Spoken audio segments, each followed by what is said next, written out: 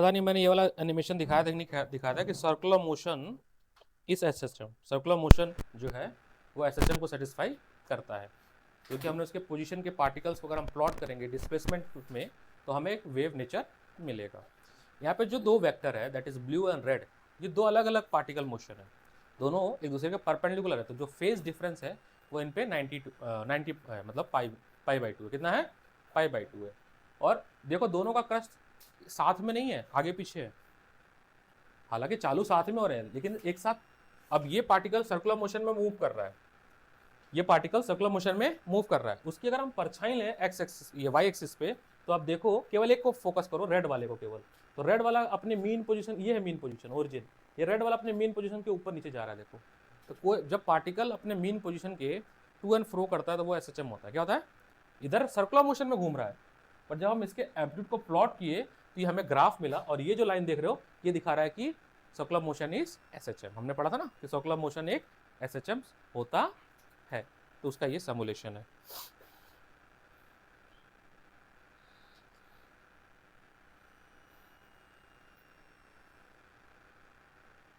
हमने स्टार्ट किया था पहले x इज टू ए, क्या रखा था हमने? cos ओमेगा टी, डिफरेंशिएट किया, वेलोसिटी मिला, डबल डिफरेंशिएट किया, एक्सेलरेशन मिला, बट तीनों वेव इक्वेशन मिली थी। तीनों क्या मिली थी? यहाँ पे तीनों एक ही ग्राफ में आपको दिखाया गया है। x ब्लू कलर का है, ये है v और ये है अल्फा, तीनों पार्टिकल का मोशन दिखाया गया। ये तो तीन वेक्टर एक दूसरे के परपेंडिकुलर हैं, दूसरे के परपेंडिकुलर है, तो इन तीनों का देखो वेव इक्वेशन एक ही में दिखाने की कोशिश किया गया है। यहाँ एम्पलीट्यूड 1 है और ओमेगा 1.4 सेट किया गया, ये तो कम ज्यादा आप कर सकते हो।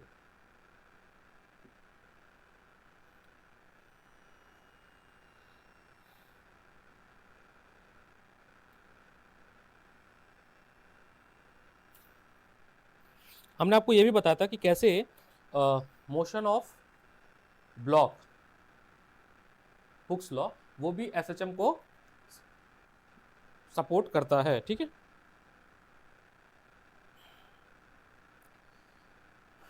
ये डिस्प्लेसमेंट है x max, mean position negative में और पॉजिटिव में, इसको भी हम ग्राफ में प्लॉट कर सकते हैं। ये वाला ग्राफ हमने बनाया था काइनेटिक प्लस पोटेंशियल एनर्जी का कंजर्वेशन का ग्राफ है ये। और मुझे क्या सिमुलेशन दिखाना था?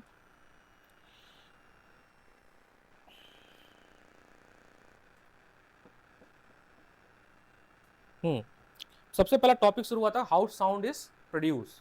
कई सारे तरीके हैं। वाटर, इसमें वाटर ये जो है ये डिस्टर्बेंस है, और डिस्टर्बेंस की वजह से ये देखो ये जो प्रोपोगेशन हो रहा है, डिस्टर्बेंस का जो प्रोपोगेशन हो रहा है, इनके लोकस को अगर हम ज्वाइन कर दें तो क्या बन जाएगा? ये वेव। कैसे देखते हैं?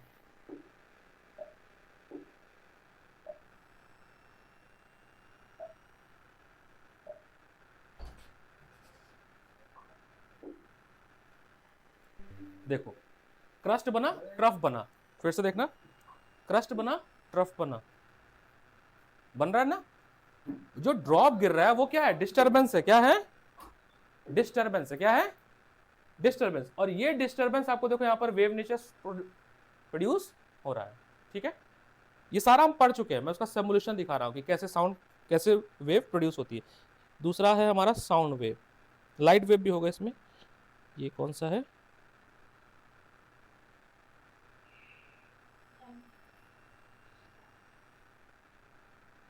ये हो क्यों नहीं रहा इसमें?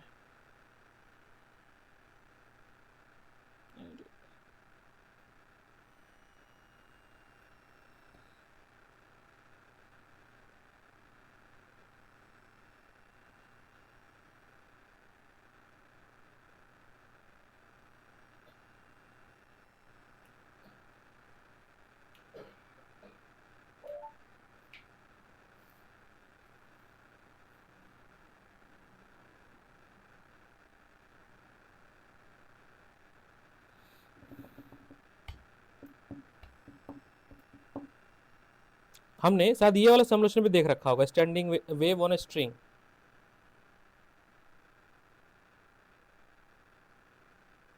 ऑसिलेशन,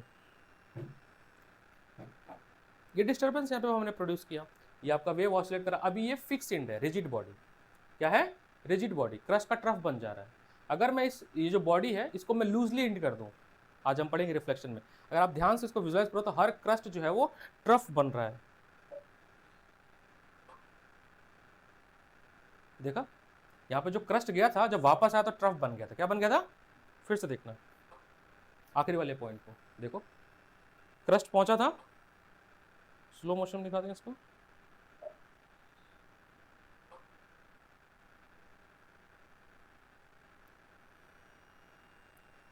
देखो यहाँ पे ट्रफ प्रोड्यूस हुआ, तो ये रिफ्लेक्शन ऑफ साउंड है। क्या है, अगर हम इसको लूज इंडेड कर दे, मतलब यहाँ पर हम कुछ ऐसा लगा दे जिससे ये वेव ऊपर जा सके, तो loose ended, second is loose ended. देखो क्रस्ट का क्रस्ट रहा, रिफ्लेक्शन तो हुआ बट क्रस्ट का, फिर से देखना ध्यान से, क्रस्ट का ट्रफ नहीं बना था, रिफ्लेक्शन ऑफ वेव हुआ बट क्रस्ट का, बात समझ, क्रस्ट का ट्रफ नहीं हुआ, क्रस्ट का क्रस्ट ही रहा लूज बॉन्डेड में। अगर फ्री इंडेड हो, कुछ हो ही ना, तो क्या होगा, देखो वापस ही नहीं आया, no reflection take place, no reflection. कोई होना चाहिए ना इसको वापस लाने के लिए, किसी से टकराकर बाउंस बैक होना चाहिए, ओपन एंड मतलब पता नहीं कहां तक गया ये, नो रिफ्लेक्शन टेक्स प्लेस। ठीक है, तुम्हारी तबीयत नहीं ठीक लग रही है, तबीयत ठीक है तुम्हारी, लग नहीं रही है। इंटरफेरेंस वगैरह तो चलो आगे का टॉपिक है, 12th में पढ़ेंगे हम लोग। और कुछ सिमुलेशन दिखा सकते हैं हम, क्या फिजिक्स आप लोग भी यहाँ से पढ़ सकते हो, ऐसा नहीं है।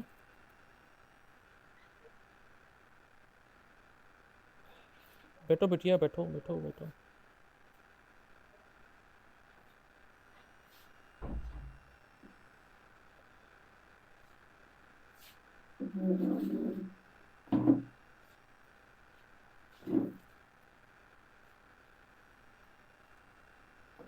वेव्स तो हमने बता दिया, ठीक है। बहुत सारे और भी है बट इसमें पेड है। फिलहाल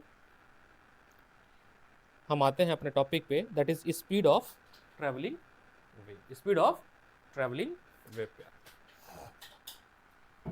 पंखा बंद कर देते हैं। Speed of travelling wave, speed of travelling wave.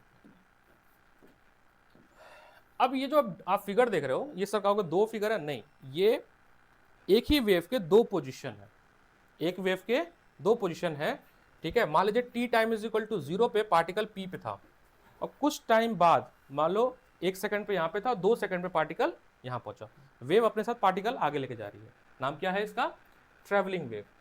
Travelling wave, the distance covered by wave in which direction of propagation per unit time is called wave velocity. It is represent the velocity with which disturbance is transferred from one particle to next, one particle to with the actual motion of particle. तो मैंने कहा sir मान लेते हैं ये जो particle P से Q यहाँ पे गया है, इसमें जो डिस्प्लेसमेंट हुआ वो डेल्टा x हुआ। क्या हुआ, डेल्टा x।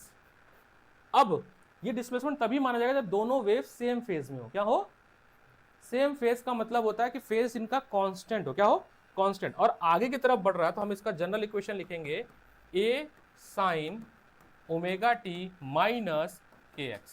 बोलो है ना, अगर इस तरफ आएगा माइनस एक्स में आएगा तो यहां पर हम प्लस लिख देते हैं। क्या लिखते हैं, प्लस लिख देते हैं। अगर ये दोनों वेव, ये एक ही वेव के दो पहलू हैं, ऐसा कहते हैं कि एक वेव की फोटो खींच लो फिर दूसरे वेव की फोटो खींच लो, दोनों को मर्ज, दोनों को एक साइड में रख दो, ये सिचुएशन क्रिएट हुआ। वेव एक ही है बट उसके दो पोजीशन है। क्या है, पोजीशन। तो ये हमने कहा कि तब मिलेगा आपको वेलोसिटी जब ये पूरी चीज क्या होगी, कांस्टेंट होगी। क्या होगी, कांस्टेंट। फेज क्या हो, कांस्टेंट हो। क्या हो, कांस्टेंट। तो अगर फेज कांस्टेंट है तभी आपको वेलोसिटी मिलेगी इस वेव की। पढ़ना यहाँ पे क्या लिखा है, यहां से फिगर 5.10 आपके बुक में भी है। So the two plot of harmonic wave, एक ही वेव के दो प्लॉट है, दो मोशन आपको दिखाया गया है at the two different instant of time t and at time t plus delta t। एक बार टाइम t के लिए पार्टिकल p पे है और एक बार t प्लस डेल्टा t के लिए पार्टिकल q पे है। तो उनके बीच का डिस्टेंस कितना हुआ, डेल्टा x डिस्प्लेसमेंट। भाई स्पीड के लिए हमें डिस्प्लेसमेंट और टाइम दोनों चाहिए होगा, delta x upon delta t। ठीक है, आगे देखिए।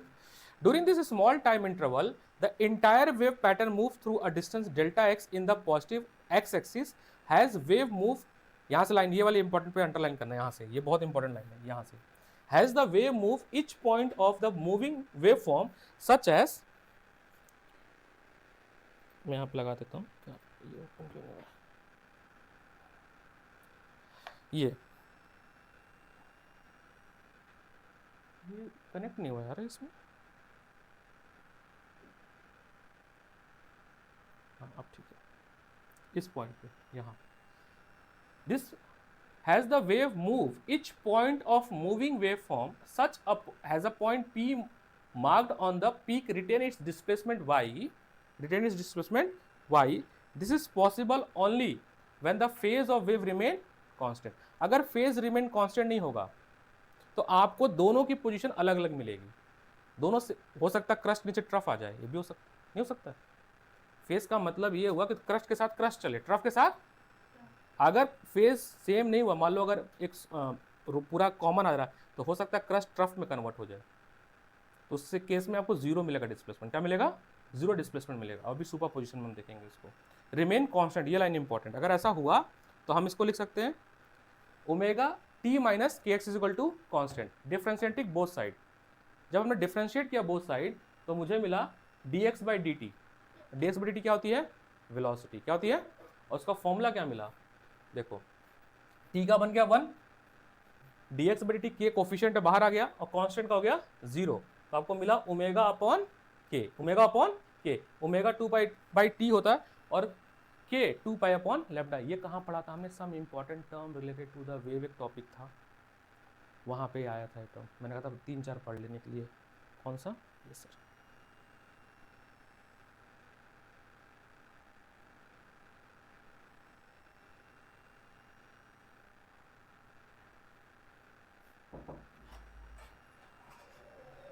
ये रहा angular wave number, angular wave number, angular wave number मिला 2 पाई बाई लैम्डा। ये क्या है, एंगुलर वेव नंबर। डिफिनेशन क्या है इसका, इसका डिफिनेशन क्या है, the quantity 2 pi lambda is called angular wave number और propagation constant of wave, it represent phase change per unit path, phase change per unit path. 2 pi क्यों, एक complete oscillation 2 पाई में हो जाता है।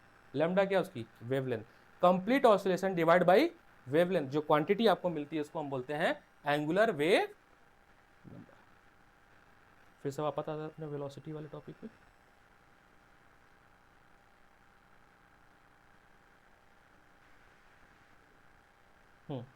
तो आपको मिला dx बाई dt, क्या मिला, ओमेगा अपॉन के, तो v क्या है आपका, वेलोसिटी, वेव वेलोसिटी, क्या, वेव वेलोसिटी। अब यहां से एक चीज समझना, देखो एक चीज हमको समझाना है आपको यहाँ से, इस पॉइंट से, ये जो फॉर्मूला है क्या बना, velocity is equal to frequency into lambda. एक सवाल पूछनी है मेरे को, देखता हूँ कितना नॉलेज है।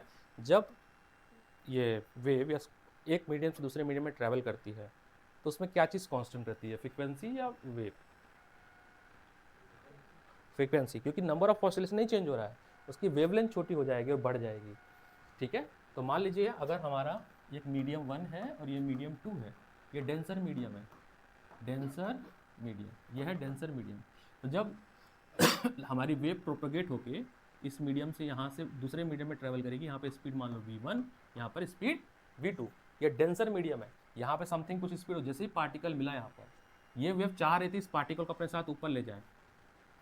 ये वेव क्या, ये जो वेव ट्रैवल करके जा रही थी वो चाह रही थी जिस स्पीड से निकल रही है वो डेंसर मीडियम के पार्टिकल को उसी स्पीड से ऊपर ले जाने की कोशिश कर रही थी, बट पार्टिकल क्या था, डेंसर, उसने क्या किया, उसको नीचे की तरफ खींचा। जैसे नीचे की तरफ खींचा तो स्पीड क्या हो जाएगी, स्लो, क्या हो जाएगी, स्लो, यानी यहाँ पर स्पीड स्लो मिलेगी और स्पीड में आपकी फ्रीक्वेंसी तो सेम रहेगी, वेवलेंथ चेंज हो जाएगी, वेवलेंथ चेंज हो जाएगी। यहाँ पर लैम्डा वेवलेंथ है और वेवलेंथ छोटी हो जाएगी, डेंसर मीडियम में वेवलेंथ छोटी हो जाएगी।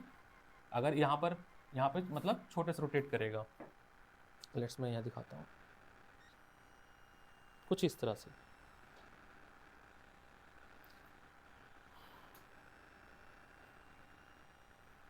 कुछ इस तरह से। ये है जब रेयर मीडियम में इसकी लैम्डा थी लैम्डा 1, जैसे डेंसर मीडियम में गया, हैवी मीडियम में गया, इसकी वेवलेंथ क्या होगी, छोटी होगी, क्या होगी। तो 2 पॉइंट यहाँ से याद रखेगा एसेशन के लिए कि जब वेव एक मीडियम से दूसरे मीडियम में ट्रेवल करती है उसकी फ्रीक्वेंसी क्या रहती है, सेम रहती है। Frequency of wave remain constant if medium change. क्या बदलता है, वेवलेंथ। क्या बदलता है, वेवलेंथ। और वेवलेंथ की बदलने की वजह से क्या बदलती है, वेलोसिटी। क्या बदलती है, वेलोसिटी। जब वेव एक मीडियम से दूसरे मीडियम में जाती है तो तीन प्रॉपर्टी हमें देखने को मिलती है, तीन प्रॉपर्टी पॉसिबल है, ठीक है। ये है आपका मीडियम 1, ये है मीडियम 2, बीच में ये पार्टीशन है जो बता रहा है कि एक मीडियम से दूसरे मीडियम में जा रहे हैं। तो जब एक मीडियम से दूसरे मीडियम में जाती है तीन तरह की प्रॉपर्टी हमें देखने को मिलती है। पहला, रिफ्लेक्शन हो सकता है उसके साथ। दूसरा, लाइट कुछ एब्जॉर्ब हो सकती है। और तीसरा, लाइट जो भी मतलब वेव है वो ट्रांसमिट हो सकती है, ट्रांसमिशन। तीन तरह की फेनोमेना हमें देखने को मिलती है। तो उसमें हम पहला फेनोमेना पढ़ने जा रहे हैं, that is a reflection of light. Light बोल रहा हूँ, वेव, रिफ्लेक्शन ऑफ वेव। तो मान लीजिए सर, अगर रिफ्लेक्शन कुछ इस तरह से हो रहा है, आपका मीडियम रेयर से डेंसर जा रहा है, इस तरफ एयर है उस तरफ वाटर है। ये मीडियम आपका रेयर मीडियम है और दूसरा मीडियम आपका डेंसर है। समझने कुछ करना, ये भी सब लिखवाया भी जाएगा आज। ये मीडियम आपका रेयर मीडियम है और ये आपका मीडियम डेंसर है। यहाँ पे पार्टिकल की अपनी, इस वेव की कुछ अपनी स्पीड थी। ऐसे इसने कोशिश किया कि जिस स्पीड से मैं जा रहा हूँ उसी स्पीड से यहाँ के पार्टिकल को मैं ऊपर उठा ले जाऊँ, बट ऐसा हुआ नहीं। हुआ क्या, जैसे ही गया इस पे डाउनवर्ड फोर्स लगा। क्या लगा, डाउनवर्ड। प्लस ये बाउंड्री आई, इस बाउंड्री के टकराने की वजह से एक फोर्स इधर भी आया। इन दोनों का रिजल्टेंट एक हमें फोर्स मिलेगा। उस रिजल्टेंट ने क्या किया, जैसे ही आगे बढ़ा, ध्यान से देखना, जैसे कुछ तो रिफ्लेक्ट भी बैक होगी, सारा मतलब नहीं है कि एब्जॉर्ब हो जाएगी, कुछ हिस्सा रिफ्लेक्ट बैक भी होगी। लेकिन जब रिफ्लेक्ट होगी तो रिफ्लेक्ट होते समय जो ओरिजिनल वेव है उसका एम्पलीट्यूड घट जाएगा। क्यों, कुछ एनर्जी लॉस हो जाएगी सराउंडिंग में, कुछ एनर्जी लॉस होगी सराउंडिंग से टकराने की वजह से, और कुछ आगे निकलेगी। ये ट्रांसमिशन हुआ। आप देखोगे ये ट्रांसमिशन की एम्पलीट्यूड छोटी बनाया है मैंने, एम्पलीट्यूड मैंने छोटी बना दी है। और यहाँ पे रिफ्लेक्ट होकर जो वापस गई है, ये ब्लैक कलर की है, ये रिफ्लेक्ट होकर वापस गई है, इसकी भी एम्पलीट्यूड छोटी बनेगी। ये एम्पलीट्यूड थोड़ी छोटी बनाई जाएगी। इसको मैं इससे मिटेगा, छोड़ ऐसे बना देता हूँ। तो रिफ्लेक्शन होने के बाद जब लाइट वापस सेम मीडियम में आएगी तो स्मॉलर एम्पलीट्यूड से आएगी। किसे आएगी, स्मॉलर एम्पलीट्यूड से। आप नंबर देना चाहता हूँ, मान लो इसका एम्पलीट्यूड 10 था तो वापस टकरा के आएगी 6, हो सकता है इधर गई हो 4। कंजर्वेशन दोनों मिलाकर 10 होना चाहिए, ठीक है। तो रिफ्लेक्शन ऑफ साउंड में क्या होगा, एक तो आपकी एम्पलीट्यूड क्या हो जाएगी, कम हो जाएगी, ठीक है। और क्रस्ट का क्या बन जाएगा, ट्रफ। ये रिफ्लेक्शन हो रहा है, रिफ्लेक्शन इधर हुआ, और यहाँ पे क्या हुआ, ट्रांसमिशन। क्या हुआ, ट्रांसमिशन। ये जो मीडियम है ये डेंसर मीडियम का पार्टीशन है, इसलिए इसको रिजिड भी बोलते हैं। क्या बोलते हैं, रिजिड, ठीक है। बुक पे वापस आते हैं। तो टॉपिक का नाम है हमारे बुक में boundary effect. Boundary effect, boundary effect. ये आपको समझाया गया। देखिए कि अगर कोई एक वेव है, केवल क्रस्ट लिया गया, केवल क्रस्ट लिया गया, और अगर रिजिड बॉडी से हमारी टकराती है वेव, वेव का एक पार्ट लिया गया क्रस्ट, समझाने के लिए। ये क्रस्ट जा रही है, ये गई क्रस्ट, कुछ एम्पलीट्यूड होगा ए, ये इससे रिजिड बॉडी से टकराई, ये फिक्स है बॉडी। टकराने के बाद ये वापस जब आएगी तो क्रस्ट क्या बन जाएगा, ट्रफ। अगर एम्पलीट्यूड यहाँ पर ए है तो यहाँ पर माइनस ए हो जाएगा। क्या हो जाएगा, माइनस। अभी फिलहाल हम ये इस समझाने में ये कहीं नहीं बताया गया कि एनर्जी का लॉस होगा। जब एनर्जी का लॉस होगा तो ये ए डैश मिलेगा हमें, और ए डैश जो है बच्चे वो लेस देन ए होगा, और ये पक्का होगा, परफेक्टली बाउंस बैक नहीं होता है, कुछ आगे भी निकलेगा, बट उस केस में आपका एम्पलीट्यूड और कम हो जाएगा, ठीक है। सेकंड केस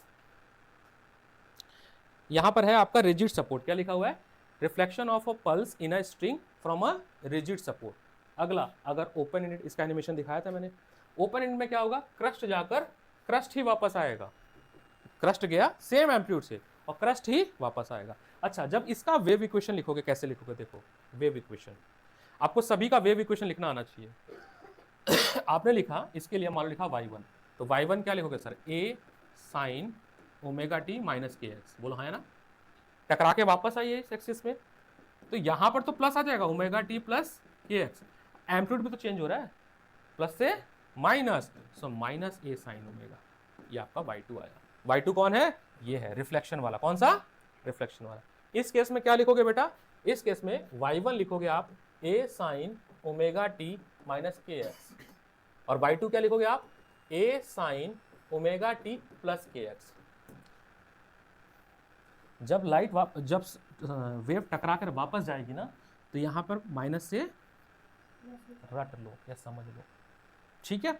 अगर क्रस्ट का ट्रफ बनेगा तो यहां पर माइनस आएगी। क्रस्ट का क्रस्ट ही वापस जा रहा है, देखो क्रस्ट का क्रस्ट ही वापस जा रहा है, तो उस केस में यहां पर भी प्लस और यहां पर भी प्लस, और ये चारों सेम फेज में है। चारों क्या है? सेम फेज में है, ठीक है। फेज बताता है दिए गए समय पे वेव के पार्टिकल की एक्चुअल पोजीशन, ये आपको फेज बताता है। अब मेरी वीडियो जा रही, कुछ चिरकुट लोग फिर निकालेंगे रील्स, निकाले चिरकुट लोग, चिरकुट ही रह जाएंगे जीवन में। जो मैंने बात कही आपसे वो सारी यहाँ पे लिखी हुई है। Suppose incident wave represent by this reflected ray, और ये तीनों बातें यहाँ पे लिखी है, तीनों पॉइंट। अभी ये सब लिखवाऊंगा अभी मैं जो समझा रहा हूँ, ठीक है। थोड़ा स्पीड में जा रहा है, मैंने कहा था कि लेक्चर हमारे स्पीड में जाएंगे, ठीक है। यह है बाउंड्री इफेक्ट। अगला, अगर मीडियम चेंज हो, जो भी हम डिस्कस कर रहे थे, मीडियम चेंज हो। मीडियम चेंज का मतलब क्या? मान लो कि स्ट्रिंग ले रहे हो, उस स्ट्रिंग में एक हिस्सा मोटा एक हिस्सा पतला है, तो जो मोटा वाला हिस्सा होगा वो डेंसर मीडियम काम करेगा, जो पतला वाला होगा वो रेयर मीडियम। तो इसमें देखना, अभी जो लाइट मतलब जो वेव जा रही है वो रेयर से डेंसर की तरफ जा रही है, रेयर से, बहुत ध्यान से देखने की कोशिश करना। इसमें दोनों होगा, रिफ्लेक्शन भी होगा और रिफ्रैक्शन भी होगा। रिफ्रैक्शन मतलब ट्रांसमिशन, एक मीडियम से दूसरे मीडियम में चले जाना। इसमें ध्यान से देखना, ये मीडियम ऑफ सेपरेशन है, ये क्रस्ट जा रहा है, यहां टकराने के बाद इसकी स्पीड स्लो डाउन हो जाएगी, एनर्जी लॉस होगी, तो जो भी एम्पलीट्यूड था, मान लो 10 था ना, तो 10 से 2 एम्पलीट्यूड करके आगे चला गया, बचा हुआ 8 रिवर्स होगा, पूरा 8 भी नहीं, 100% 8 भी, 7 पॉइंट समथिंग, वो रिफ्लेक्ट होके यहां पर आया। तो यहां पे हुआ रिफ्लेक्शन और यहां पे हुआ रिफ्रैक्शन। क्या हुआ? रिफ्रैक्शन। सेकंड केस ये है rare to denser medium, rare to denser to rare जाए तो क्या होगा? बड़ा इंटरेस्टिंग है, देखो ध्यान से। रिफ्लेक्ट वाला जो आया वो क्रस्ट कर बन के आया, ट्रफ नहीं बना, फिर ना बना होगा कुछ फेस का, वापस ट्रफ नहीं बना, ये गया, देखो इस मीडियम में पार्टीशन हुआ, ये सीधे ट्रफ बनकर ही आ गया, हालांकि एम्पलीट्यूड कम हुआ और कुछ यहां पर भी चला गया, ठीक है। ये है आपका रिफ्रैक्शन थ्रू, क्या है ये, एक सेकंड है ना, हेलो हेलो,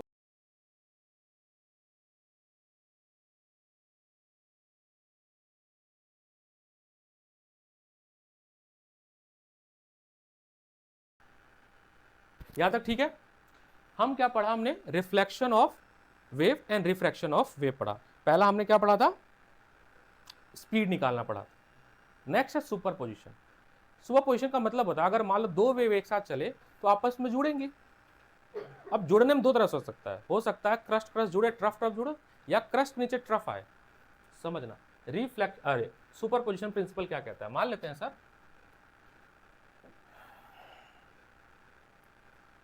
सुपरपोजिशन का मतलब होता है वेक्टर एडिशन करना। आपने ग्रेविटेशन में सुपरपोजिशन मैंने पढ़ाया था एक बार, याद आ रहा है कुछ? मैंने कहा ये एक वेव है, सेम फेज है दूसरे वाले की भी, ये है y1, ठीक है। दूसरी ऐसे चालू कर देता हूं मैं, ऐसे चालू तो कर सकता हूं ना मैं।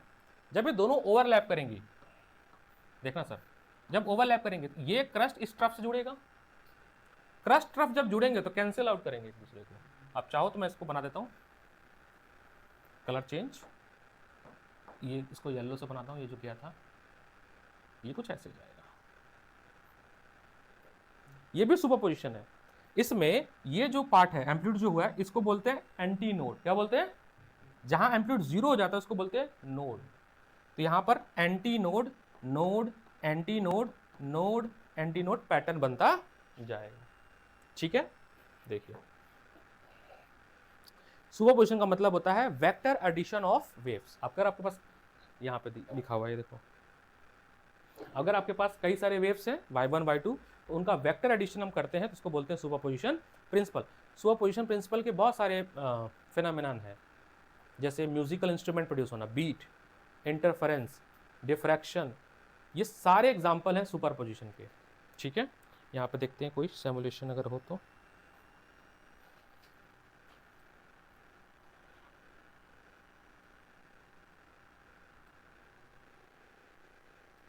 ये जो वेव इंटरफेरेंस हो रहा है, वेव इंटरफेरेंस हो रहा है, ये भी सुपरपोजिशन का एग्जांपल है।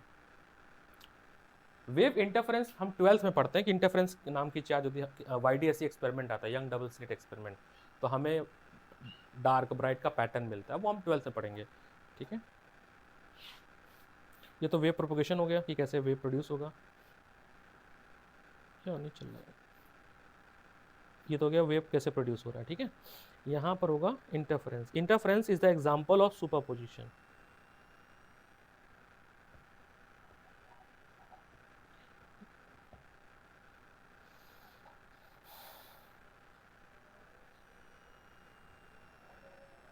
कल तो चल रहा था यार, गर्मी होने लगी।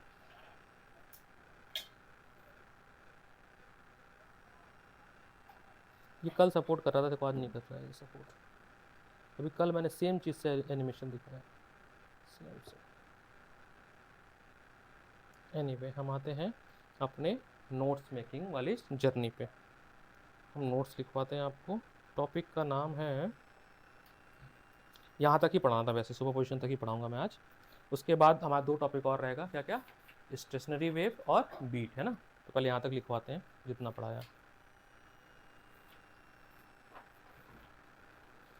Speed of travelling wave.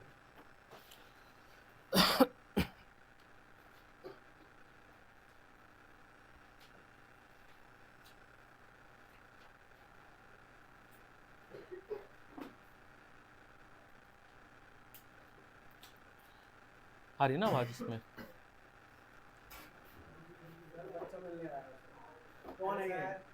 हाँ, ये मेरा पहला स्टूडेंट है। नहीं, सचदेवा इसका सरनेम है।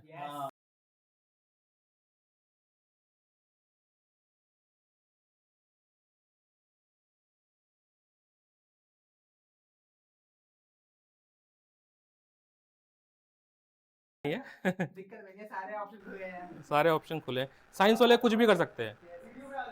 नहीं नहीं, ये पहला हमारा स्टूडेंट था, फर्स्ट बैच। 2 ही बच्चे थे यहाँ पर, एक ये था और एक बच्ची और थी, अशिता गोयल।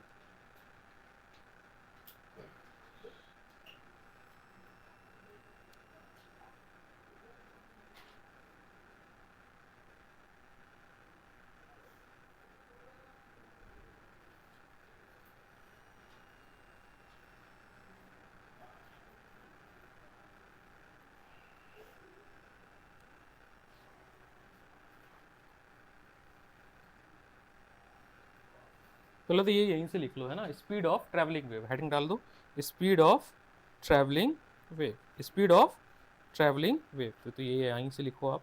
ये डायग्राम आप बनाना, पहले ये लिखना वेव वेलोसिटी और फेज वेलोसिटी का definition. Wave velocity and phase velocity का डिफरेंशियल लिखिए आप। इसमें कहाँ चला गया नोट्स हमारे पास? ये लिखो, फिर मैं नोट चेक करूँ कहाँ चला गया मेरा।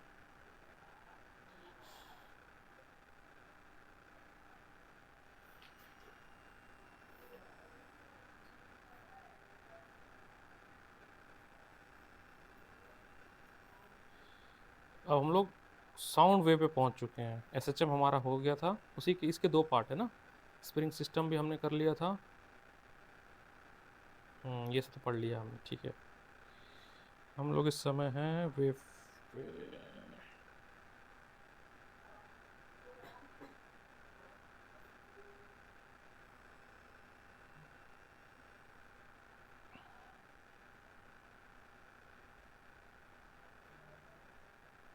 वेलोसिटी ऑफ लॉन्गिट्यूडनल वेव हमने करवा दिया था, है ना।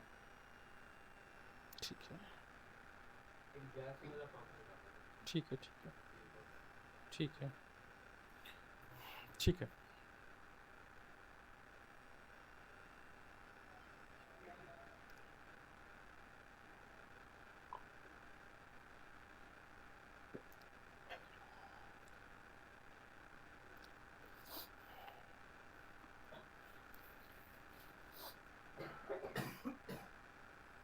आपको फॉर्मूले बड़े भर भर के मिलेंगे। अभी ओमेगा चेंज कर देंगे, कभी के उससे बहुत सारे फॉर्मूले बनते जाएंगे आपके।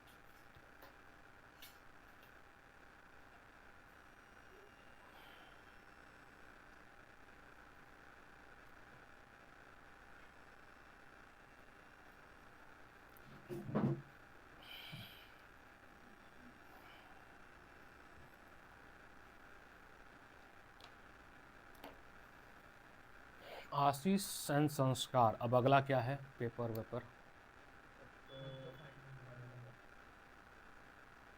सीधे फाइनल। सिद्धि अब फाइनल है तुम्हारा। पुष्कर एक और होगा। पारस फाइनल। पायस्वानी कब है तुम्हारा? तो ग्रेविटेशन रोटेशन आ रहा है तुम्हारा बेटा। क्या आ रहा है उसमें? जो सिलेबस हुआ वो उसी के आसपास आएगा ना तुम्हारा बेटा। फाइनल। अच्छा, नैनम नहीं आई है, नैनम का भी फाइनल है। ये जो मैंने हाईलाइट किया है यही आपको नोट्स बनाने हैं आपके अपने पुस्तक से भी देख के, ठीक है। बाकी अभी हम ये फॉर्मूला पे न्यूमेरिकल करेंगे।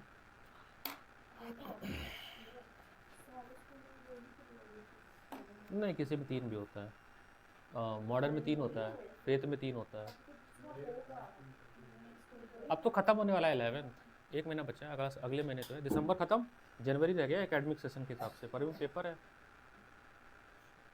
कुछ चल रहा थर्मो केटीजी कहीं किसी में? ओह गुड, इसके में भी चलेगा थर्मो केटीजी, बाल भारती में भी नहीं कटता है। वो कहते हैं सब पढ़ो, तुम्हारे यहाँ कटेगा, फेथ में कटेगा, देखते हैं। टीचरों से रिक्वेस्ट कर लिया करो ना थोड़ा सा। टीचर, ये लाइन इंपॉर्टेंट है, ये वाली line, this is possible only when the phase of wave remain constant. अगर फेज कांस्टेंट नहीं होगा ना तो फिर आप वेलोसिटी कैलकुलेट नहीं कर पाओगे, फिर सुपरपोजिशन प्रिंसिपल आ जाएगा। हाँ, ये डायग्राम करना है।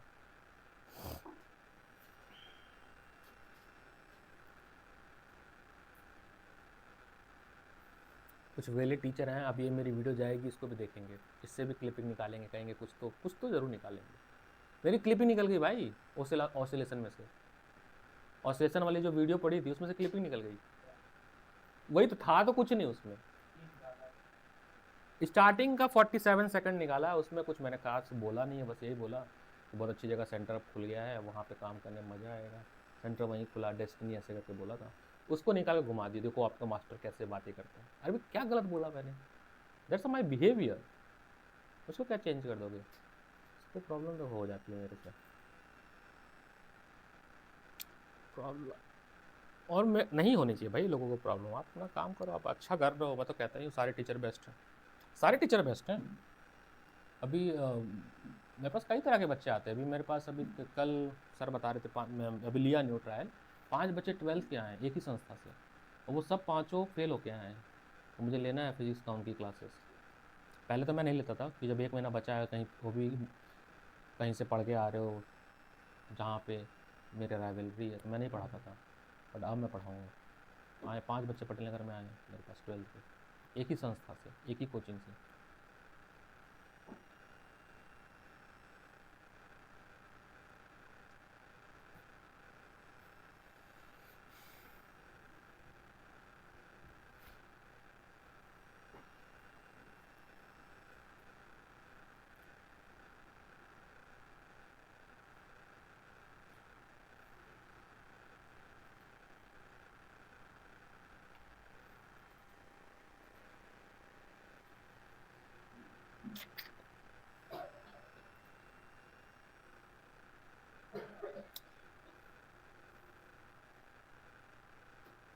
सबने लिख लिया?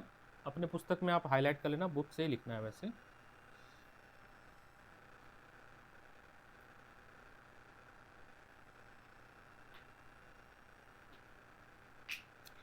कुछ बातें समझिएगा, चाहे वो तो रिफ्लेक्शन वाले पार्ट में लिखवा दूंगा ये सारी बातें।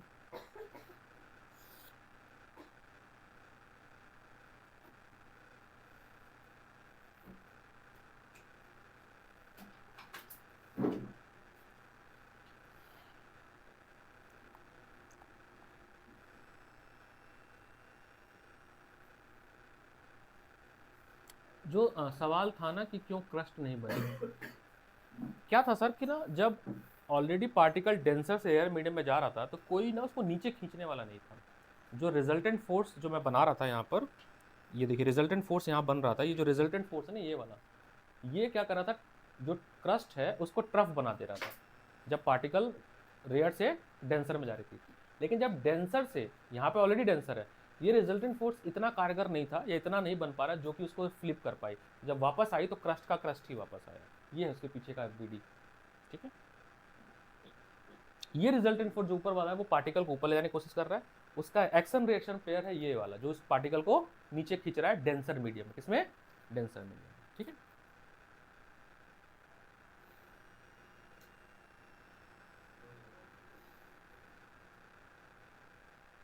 जूम आउट करना चाहिए। ये तो ऐसे ही समझाना, लिखना तो लिख लो इसमें।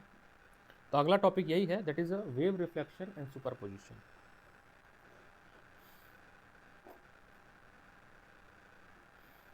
इसमें कुछ वर्डिंग भी लिख लेना।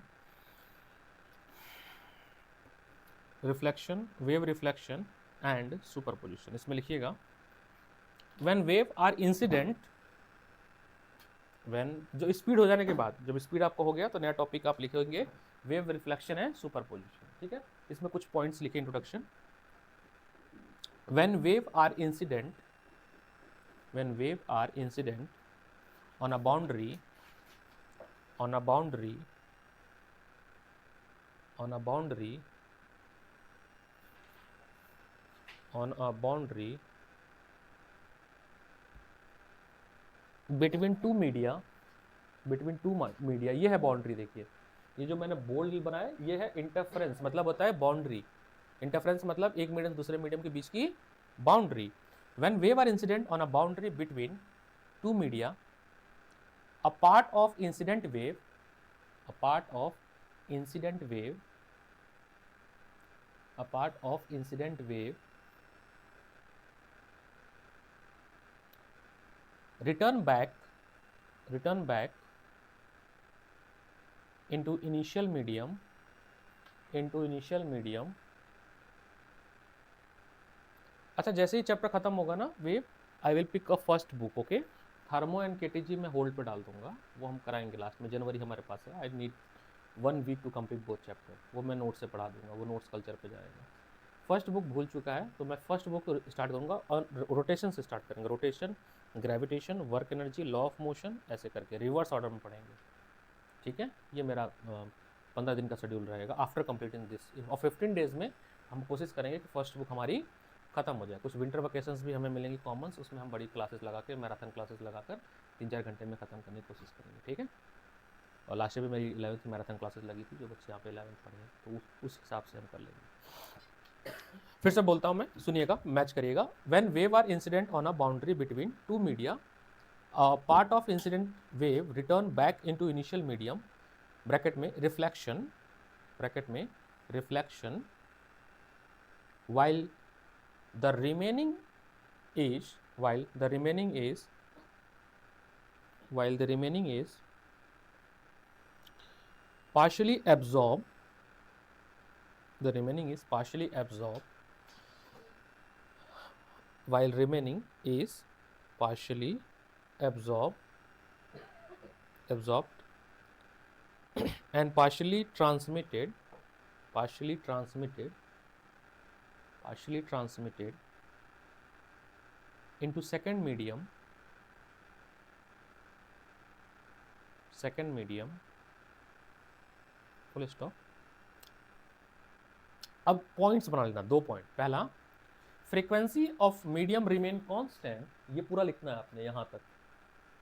Frequency of wave, frequency of wave remain constant if medium change.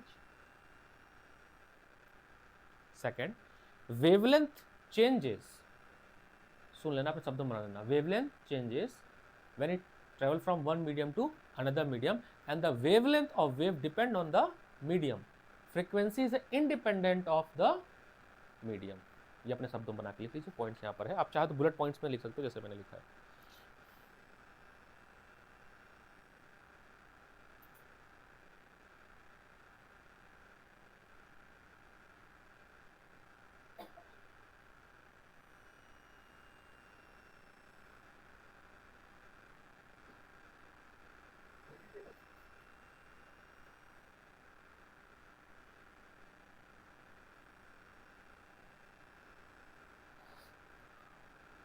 अभी बच्चे आ रहे हैं यार 12th में मेरे से पढ़ने, सोचो, जबकि 1.5 महीना बचा हुआ है। और इस समय जो बच्चा मेरे पास आता है वो बहुत ही फेथ में आता है, बहुत होप होती है, और मैं उस होप को कभी भी मरने नहीं देता हूँ। सही बात है कि नहीं? कितने दिन बचे हैं बताओ बोर्ड में? 50 डेज से भी कम बचे हैं। इस महीने में 18 दिन और 30 दिन अगले महीने में है ना। That is 48 days only left. मैं अब फरवरी में क्या ही काउंट करूँ, तो प्रिपरेशन में करना है। चलें आगे, ये बना लेना। ये क्या बता रहा है, जो पहला वेव है λ1 वो रेयर मीडियम में है, डेंसर मीडियम में वेव छोटी हो गई। क्या हो गई? छोटी हो गई। ठीक है। जब एक मीडियम से दूसरे मीडियम में ट्रेवल करेगी तो 3 चीजें होंगी। क्या क्या होंगी? Transmission, reflection and absorption.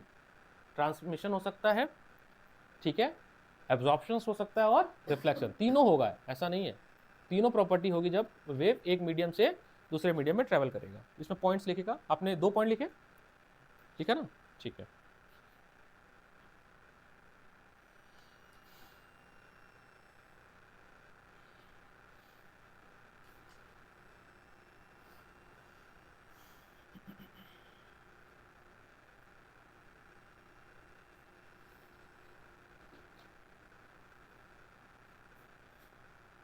Next लिखिएगा बाउंड्री कंडीशन,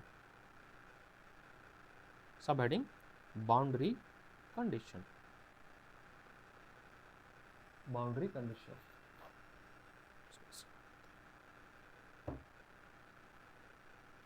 तो पहला है आपका, first is rigid and.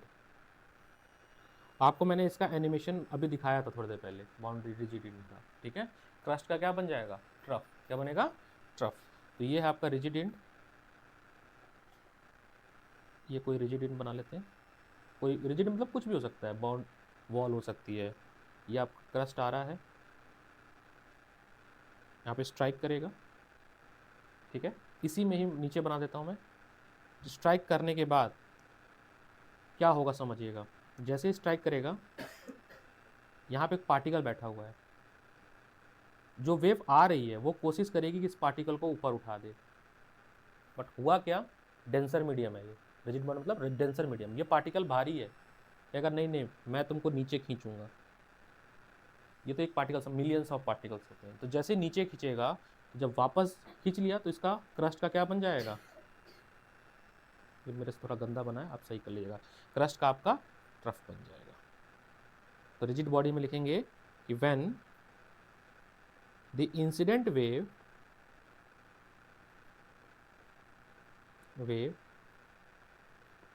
reaches a fix end। अभी तो जो फीचर मैं इम्प्लीमेंट कर रहा हूँ ना, ऐसा फीचर मिलेगा ही नहीं किसी को रीजनल कोचिंग में। संडे को तुम लोग को वेबिनार होगा, मैं टाइम बता दूंगा सैटरडे की रात को।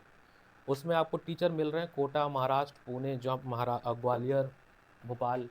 और वो जो टीचर हैं, कोई मोशन में पढ़ा रहा है, कोई आकाश में पढ़ा रहा है, कोई आकाश में पढ़ा चुका है 8-10 साल और अपनी संस्था सक्सेसफुली चला रहा है, जैसे एडुक्राफ्ट। मतलब उससे लगभग 22 सेंटर्स चलते हैं महाराष्ट्र में। मैथ्स पढ़ाता है नवल एडवांस। एक सर हैं मनीष सर, वो फिजिक्स पढ़ाते हैं एडवांस लेवल के, उनके 400 सिलेक्शन है, 400 सिलेक्शन है, वो मेरे को देने वाले हैं, ठीक है। और उसके बाद तहसूब अहमद पढ़ेंगे, जो हमारे आपको मेंटर करेंगे, वो केमिस्ट्री पढ़ाते हैं। उनका मैंने आपको इंस्टा हैंडल एक बार दिखाया था कि चेक कर लो, जी मैन इंस्टीट्यूट करके नाम है, आप अपने इंस्टा चेक कर सकते हो, जी मैन केमिस्ट्री इंस्टीट्यूट। ये लखनऊ में सेंटर चलाते हैं, ठीक है।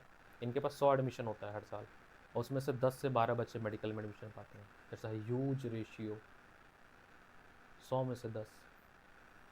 और एल एन 2.5 लाख में से 100 परसेंटेज निकालना। तो तहसूम नाम है इनका, हमारे का बहुत ही प्यारे मित्र हैं। ये केमिस्ट्री के लिए मेंटर करेंगे आप लोगों को।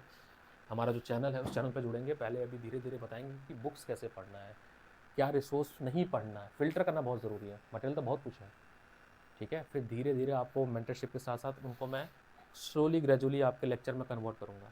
तो ऑफलाइन जो आप पढ़ रहे, हमारी जो टीम है, DTS की जो टीम चल रही है, उससे तो पढ़ ही रहे हो। आपको फ्री ऑफ कॉस्ट उसी फीस में आपको ऑनलाइन क्लासेस मिलेंगी, जो कि जो नहीं अटेंड कर पाएगा वो रिकॉर्डेड फॉर्म में हो जाएगी वहाँ पर, जहाँ पर आपको जेई स्पेसिफिक, नीट स्पेसिफिक पढ़ाई जाएगी। ये मॉडल अभी तक किसी ने इम्प्लीमेंट नहीं किया है। बड़ी कोचिंग में की बात नहीं करता हूँ, कमर्शियल के बाद तो अथाह पैसा है, 27,000 करोड़ रुपये है, इनकी बात नहीं कर रहा मैं, बट रीजनल में ऐसा कोई नहीं कर रहा है। रीजनल में इकलौता मैं हूँ करने वाला। अब वो होगा इम्प्लीमेंट, इस संडे से चालू हो जाएगा। तब तो और पटेल नगर वाले पागल हो जाएंगे। यस ब्रो, क्यों नहीं होगी। फिक्स एंड, कहीं जाना है तुम्हें?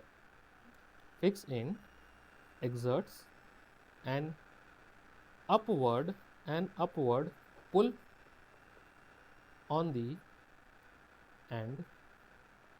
So according to Newton's third law, the fixed end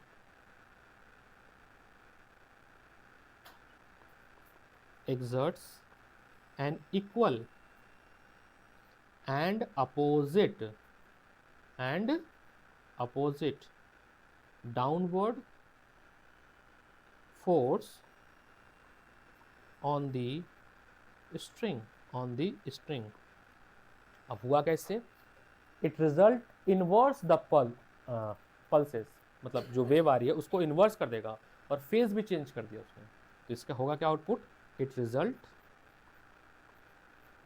result as inverted impulse और पल्स और phase change of pi. Crest का ट्रफ बन जाना, पूरा 180 डिग्री का चेंज होता है, पूरा 180 डिग्री का चेंज होता है। नेक्स्ट लाइन लिखना, क्रस्ट रिफ्लेक्टेड एज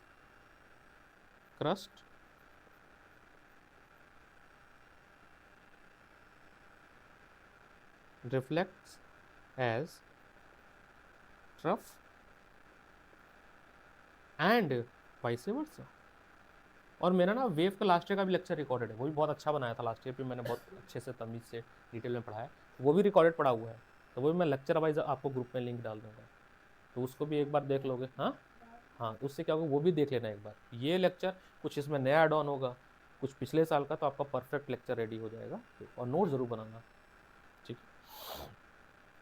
है। And vice versa,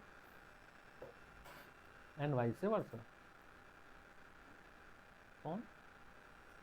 and vice versa.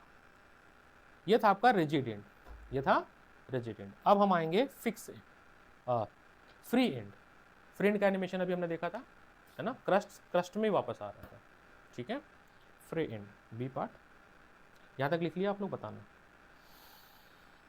तो कोई पुल करने वाला नहीं है ना, कोई डाउनवर्ड फोर्स लगाने वाला है नहीं, वो रिंग लगी हुई थी, रिंग ऊपर गई वो ऐसे प्रोपेगेट कर गई। तो नेक्स्ट है फ्री एंड, लिखा था, देख लो, लिख लो, ये नहीं लिखी थी, लिख लिया। B part, free end. Free end में हमारे पास एक ये सपोर्ट सिस्टम है, और यहाँ पर हमने एक ऐसा रिंग लाइक स्ट्रक्चर लगा दिया, और इसमें हमने अपने रस्सी को बांधा, ठीक है। ये हमारी वेव जा रही है, क्रस्ट जा रहा है, जाएगा, ये रिंग भी ऊपर होगी। जैसे यहाँ पर वेव पहुंची, यहाँ पे जो पार्टिकल है उस, बिकॉज लूज एंडेड है ना, तो ये रिंग ऊपर चली जाएगी, रिंग क्या होगी? ऊपर चली जाएगी, और फिर रिंग नीचे आएगी। तो जब वापस वेव रिफ्लेक्ट होगी तो वो सेम ऐसे ही वापस चली जाएगी। यहाँ से बनाता हूँ मैं, बनता ही नहीं है। क्रस्ट ही वापस चली जाएगी, ट्रफ नहीं बना, कि कोई डाउनवर्ड फोर्स खींचने वाला नहीं था। तो लिखिएगा इसमें, व्हेन अ वेव और pulse is reflected from a free end, then there is no change of phase,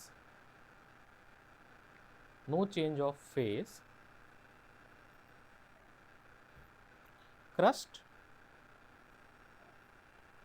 reflects as crust ही क्रस्ट वापस बन के चला आया, और ट्रफ ट्रफ बन के चला गया, and trough reflects as trough. Zero phase change, zero phase change, zero phase change. Topic क्या था मैं आपको बता देता हूँ, कहाँ से मैंने मतलब क्या लिखवाया है, पहले लिख लूँ तो मैं आपको ऐसा थोड़ा से वो कर रहा मैप करा देता हूँ.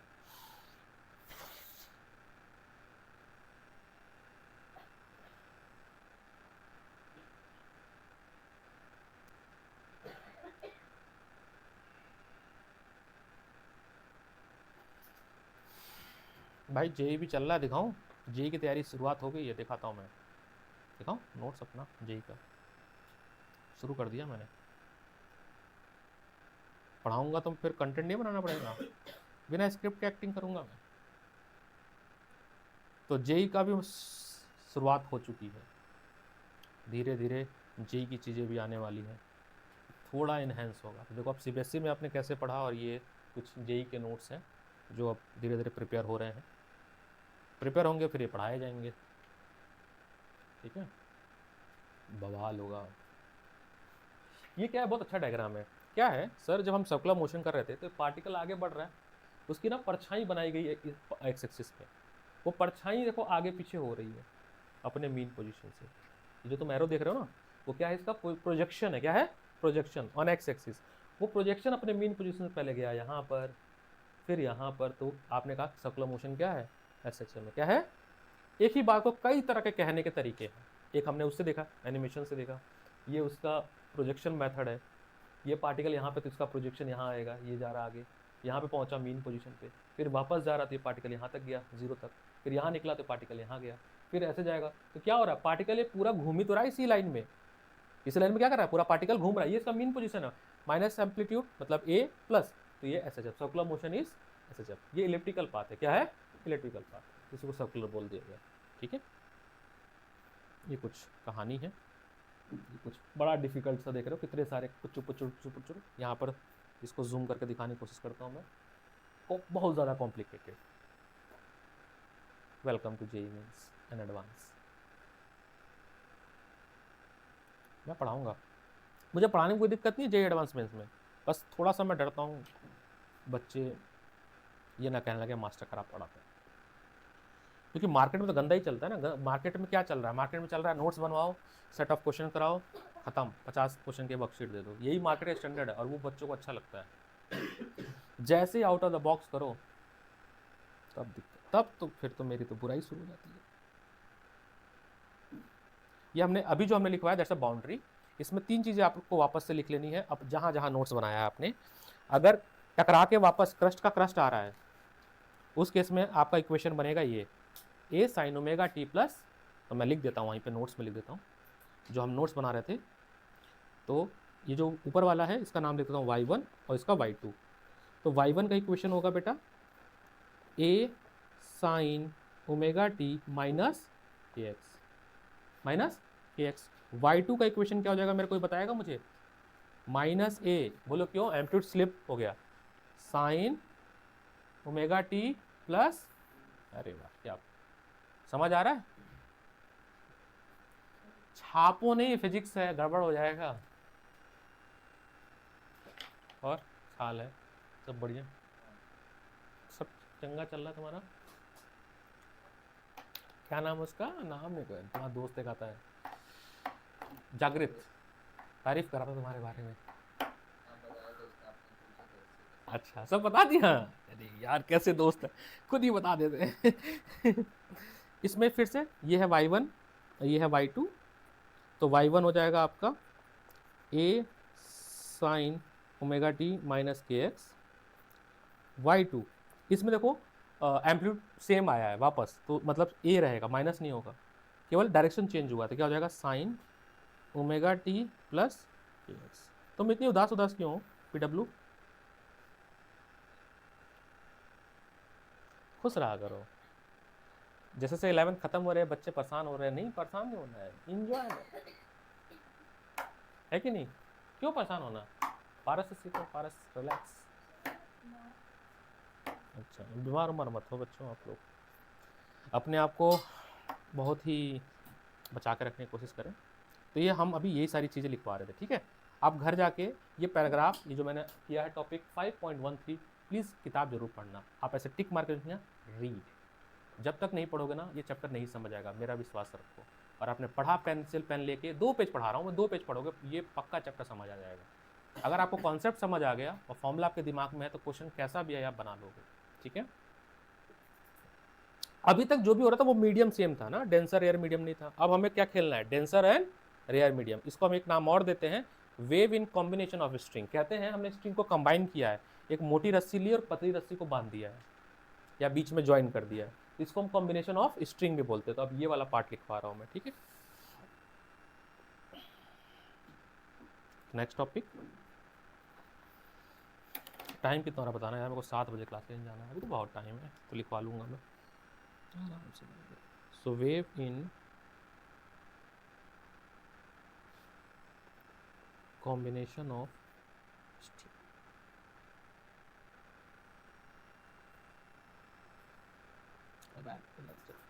कॉम्बिनेशन ऑफ स्ट्रिंग मतलब rare to denser, denser to rare, रस्सी में, किसमें, रस्सी में, स्ट्रिंग में। तो चलिए समझते हैं सर।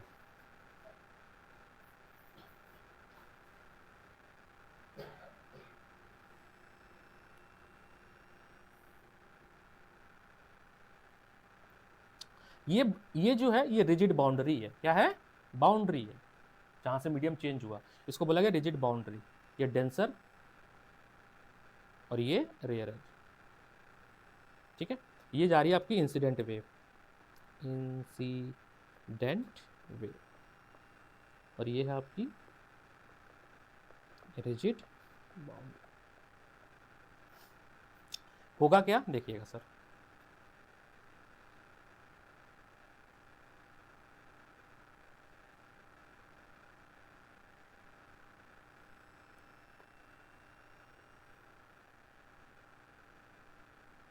कुछ ऐसा व्यवस्था हो रही होगी, कुछ प्रोपोगेशन भी छोड़ रहे हैं। मैंने कुछ चिरकुट लग मेरी फिर वीडियो देखेंगे, ये देखो कितना अच्छा सर पढ़ा रहे हैं, एनिमेशन लगा के, सिमुलेशन लगा, चिरकुट ही बोलना है मेरे को, बनाओ वीडियो मेरी। कौन है, तो बच्चों को नहीं दोगे तुम चिप्स, वीडियो में आके हाय बोल दो सबको, अब हाय बोल दो बच्चों को।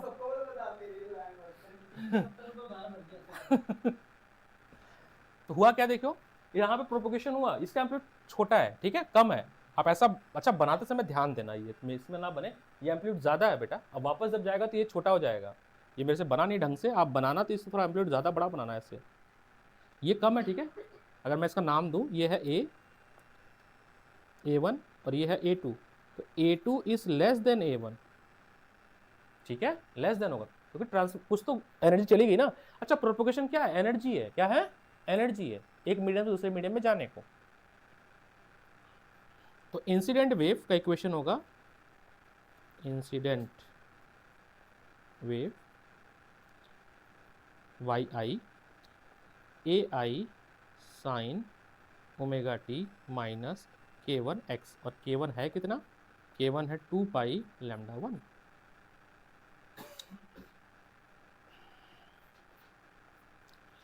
ठीक है। रिफ K1 है 2 पाई लैम्डा 1,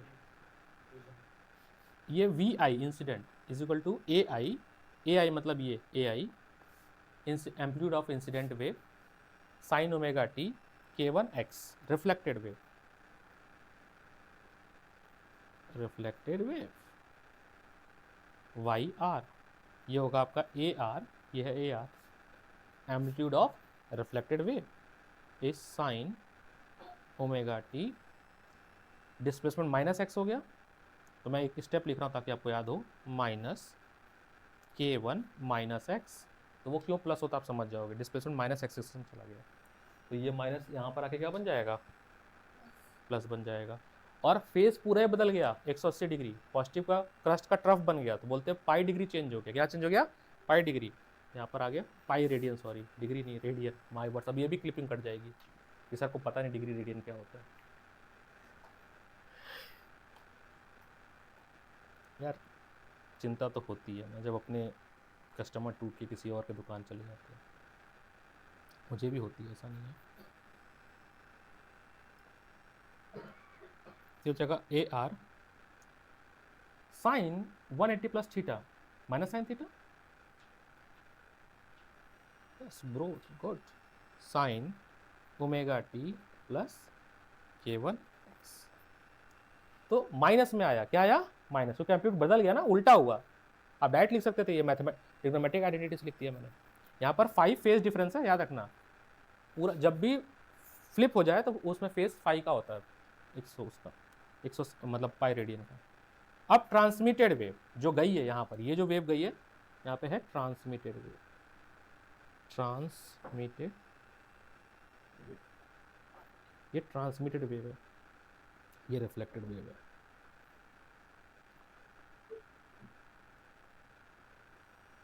ट्रांसमिटेड वेव का इक्वेशन, ट्रांसमिटेड, पारस ये बताओ ट्रांसमिटेड वेव में भी K1 रहेगा या कुछ बदलेगा, या सेम लिखूंगा मैं, लैम्डा सेम रहेगा, वेवलेंथ सेम नहीं रहेगा, चेंज होगा, मीडियम चेंज हो गया ना, वेवलेंथ चेंज होती है, फ्रीक्वेंसी नहीं होती है, वेवलेंथ तो चेंज होती है। तो जब मैं वाई टी लिखूंगा तो ये लिखूंगा मैं A T sign omega T minus K2x, क्या लिखूंगा, और K2 है कितना, K2 इस बार है 2 पाई लैम्डा 2, जो भी वेवलेंथ होगी सेकंड मीडियम में, वेवलेंथ चेंज होगी मेरे भाई। ये स्टार्टिंग में बोल दिया था मैंने कि जब वेव एक मीडियम से दूसरे मीडियम में जाएगी वेवलेंथ चेंज होगा, बढ़ेगी घटेगी वो तो डेंसर रेयर का मीडियम की बात है, अगर डेंसर मीडियम है तो घट जाएगी, रेयर मीडियम में तो बढ़ जाएगी। ठीक है, अभी मैं एक पिक्चर और दिखाता हूँ, वो भी आप लिखना है इसके बाद, पहले इतना तो लिख लो। ठीक है यहाँ तक, सिद्धि, जीविका, पक्की बात। आप इस चैप्टर का सबसे डिफिकल्ट, इस सेशन का सबसे डिफिकल्ट चैप्टर पढ़ रहे हैं।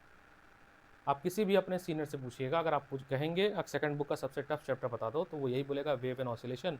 बहुत सारे स्कूलों में मैंने नोट्स अपलोड किया बाल भारती का, एक 2 पेज साइड का, केवल फॉर्मूला लिख के 4 पेज 10 पेज में खत्म हुआ है। हाँ हाँ, केवल उतना ही पढ़ाया भी गया है, मैं पिंग भी कर देता हूँ, मैं स्कूल का ही नोट्स है, पिछली बार देविक ने भेजा था मेरे को, इतना शॉर्टकट में पढ़ाया गया, मैं भी पिंग कर देता हूँ। वेव 1 करके लिखा होगा, कहाँ है ग्रुप 11 अपना, ये तो ना इतने ग्रुप है मेरे को ना ऐड द मिलता ही नहीं है। 11 यार 11 कहाँ गया, ये रहा, इसमें वेव 1 करके लिखा होगा, 14 पेज का है ना ये नोट्स, आप देखो कितना शॉर्टकट लिखा है, ये आपके स्कूल का ही है। ठीक है,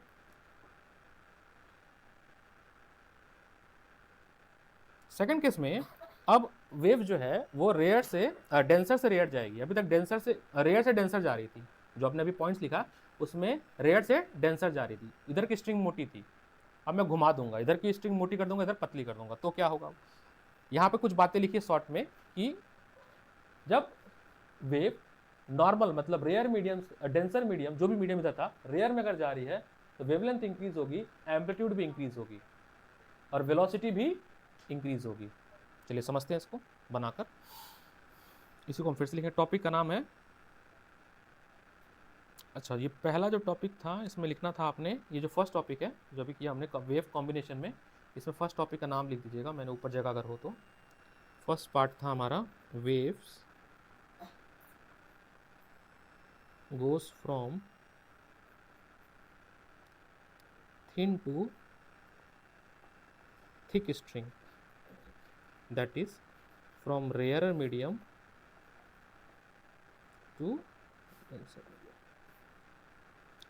इसमें हमने सारा नोट्स लिखा था। अब सेकंड पार्ट करने जा रहे हैं, सेकंड पार्ट करने जा रहे हैं, वेव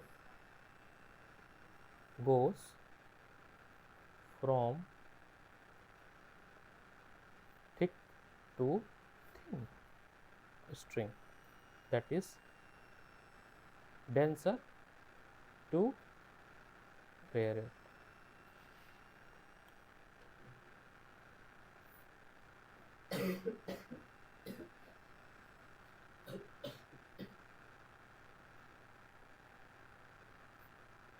ये कुछ है व्यवस्था, ठीक है, ये डेंसर मीडियम,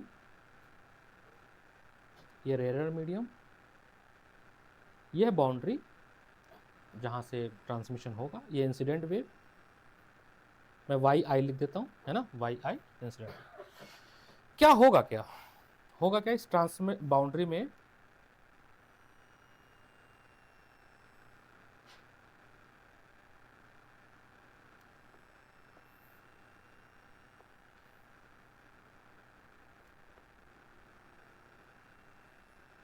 कुछ इस तरह से होगा।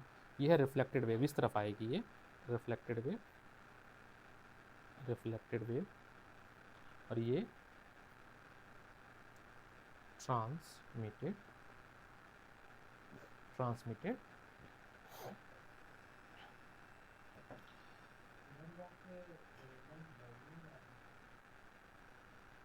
वेवलेंथ बढ़ेगी, ये छोटा दिख रही है, वेवलेंथ इंक्रीज होगी, यहाँ पर वेवलेंथ इंक्रीज हो जाएगी, wavelength increase, velocity increase, velocity increase, even amplitude also increase, amplitude also increase. ये तो लिखा था मैंने यहाँ पे जो पॉइंट था अभी हमारा, देखना एक सेकंड बस देख लेना,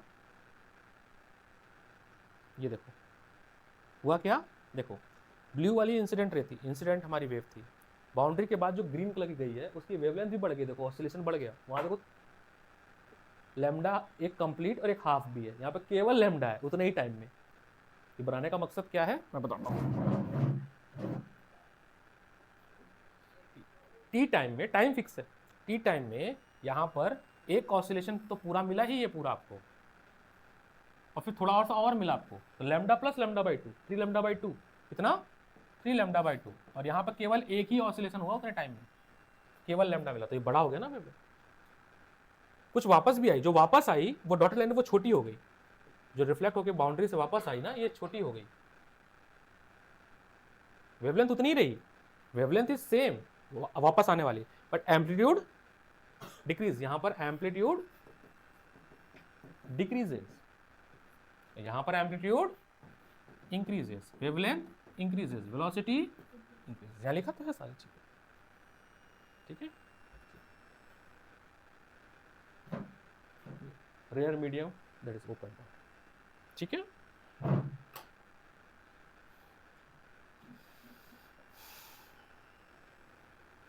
आ रहा समझ कि नहीं, नोट्स ठीक ठाक बन रहा है, दैट्स गुड, सीख रहा हूं मैं भी। देखिए इंसिडेंट,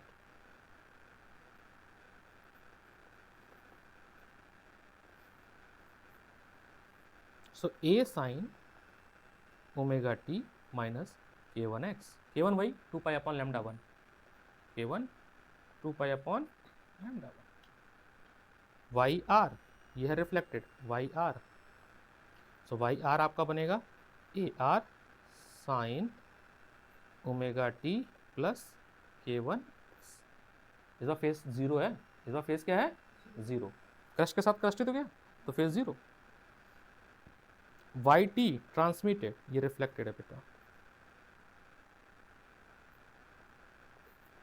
रिफ्लेक्टेड वेव, और ये ट्रांसमिटेड हो जाएगा एटी, एटी मतलब amplitude of transmitted wave, AT मतलब amplitude of transmitted wave, A R मतलब एम्पलीट्यूड ऑफ, ठीक है, और ये ए आई मतलब इंसिडेंट के लिए, तो हो जाएगा साइन ओमेगा टी माइनस के टू एक्स, के टू आपका होगा 2 पाई अपॉन लैम्डा, ठीक है। ओके, अब हेडिंग आएगा आपका, ये लिख लो,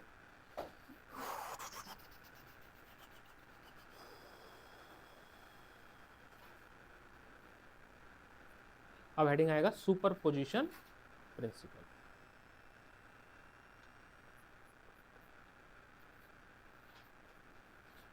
घर पे जाके प्लीज़ पढ़ना, आपसे हाथ जोड़ के विनती है, मैं हर चैप्टर के लिए नहीं कहता हूँ, इसके लिए ज़रूर कहूँगा, अगर आपने इसको बैकलॉग किया तो चैप्टर बहुत गंदा हो जाएगा, फिर आप इसको ना छोड़ दोगे फाइनल में, अब ऐसे भी कोई ना कोई छोड़ना ही है तो इसको पढ़ लो, ठीक, अच्छा चैप्टर है, ठीक है। तो घर पे जाके 2 पेज पढ़ा रहा हूँ, 2 टॉपिक पढ़ा रहा हूँ, 2 टॉपिक आज ही पढ़ लेना, इसी के 2 टॉपिक के क्वेश्चन कर लेना, डाउट में से ले लेना, एक ही बुक आप स्टिक रहो, ऐसा लग रहा line by line each question, आपके वैसे ही मार्क्स अच्छे आ जाएंगे, बहुत इधर उधर जंप करने की ज़रूरत नहीं है, मल्टीपल बुक्स पे लिखना। सुपरपोजिशन प्रिंसिपल का। तो टॉपिक है हमारा सुपरपोजिशन प्रिंसिपल या प्रिंसिपल ऑफ सुपरपोजिशन। ठीक है, ये हम अब टॉपिक पढ़ रहे हैं 15.14। इसको भी आप लिख लेना रीड मतलब घर पे जाके हम पढ़ेंगे क्या होता है। ठीक है, लिखते हैं इसमें द डिस्प्लेसमेंट द टाइम कितना हो रहा है, हाँ तो कुछ तो लिख लेंगे। The displacement at any time due to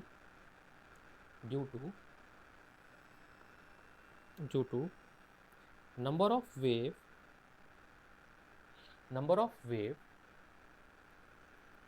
meeting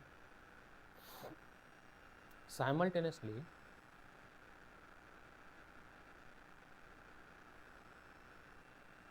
at a point। आज सुबह से बोल रहा हूँ, गला ऐसा अब दिक्कत होने शुरू होगी। सुबह से 11 बजे से मैं बोल ही रहा हूँ। in a medium is the vector sum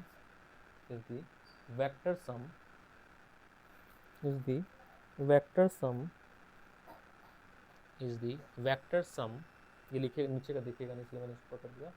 next page पे लगा रहा हूँ क्योंकि दिखता नहीं है। Vector sum of individual displacement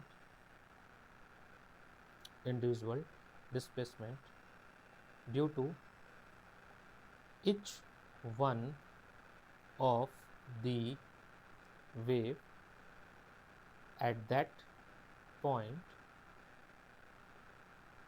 at the same time is known as superposition. तो होता क्या सुपरपोजिशन में, लेट्स से ये कोई मीडियम है, दिस इज अ मीडियम। इस मीडियम में लेट्स से इस मीडियम में एक पार्टिकल यहाँ पे आराम से बैठा हुआ था P, एक पार्टिकल आराम से यहाँ पे बैठा हुआ था P। यहाँ से एक वेव आई, ये वेव क्या करेगी, इस पार्टिकल को ऊपर ले जाने की कोशिश करेगी। उसी के पास या उसी के साथ एक और वेव आई, अरे मैं भी चल रही हूँ, ओए मिटाई दिया इसने। अगर दोनों सेम फेज में आएंगी तो क्या करेंगी, ये दोनों पार्टिकल आपस में जुड़ जाएंगी, दोनों वेव, और इस पार्टिकल को एक सर्टेन हाइट पे ले जाएंगी। फिर समझना, इसको हम ऐसे समझते हैं। अगर हमारे पास ये एक वेव है y1 जिसका एम्पलीट्यूड है a1, हमारे पास एक और वेव है y2 इसका एम्पलीट्यूड है a2। अगर ये दोनों सुपर मतलब होता है ऐड होना, तो क्रस्ट के साथ क्रस्ट ऐड होगी, ट्रफ के साथ ट्रफ ऐड होगी, और होगा क्या, आपको कुछ ऐसा वेव मिलेगा। दोनों ये थोड़ा सा ऐसे बनेगा। ये है आपका a1 प्लस a2। ऐसे को हम लोग आगे पढ़ते हैं कंस्ट्रक्टिव सुपरपोजिशन। क्या बोलते हैं, दूसरा भी तो हो सकता है क्या, एक तीसरी वेव आ रही थी, लेट्स से कुछ और कलर लेते हैं, व्हाइट कलर का लेते हैं, व्हाइट तो दिखेगा नहीं, ग्रीन लेते हैं। एक और वेव आ रही थी, बट उसको नीचे खींची।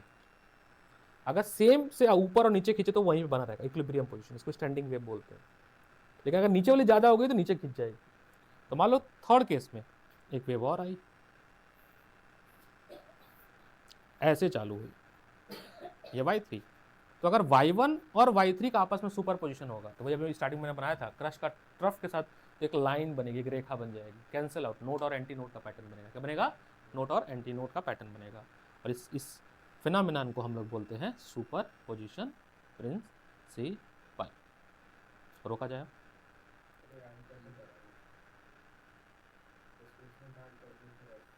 मैं सिखाऊंगा, टेंशन क्यों लो, पूरा इसका डेरिवेशन है, मैथमेटिकल डेरिवेशन है।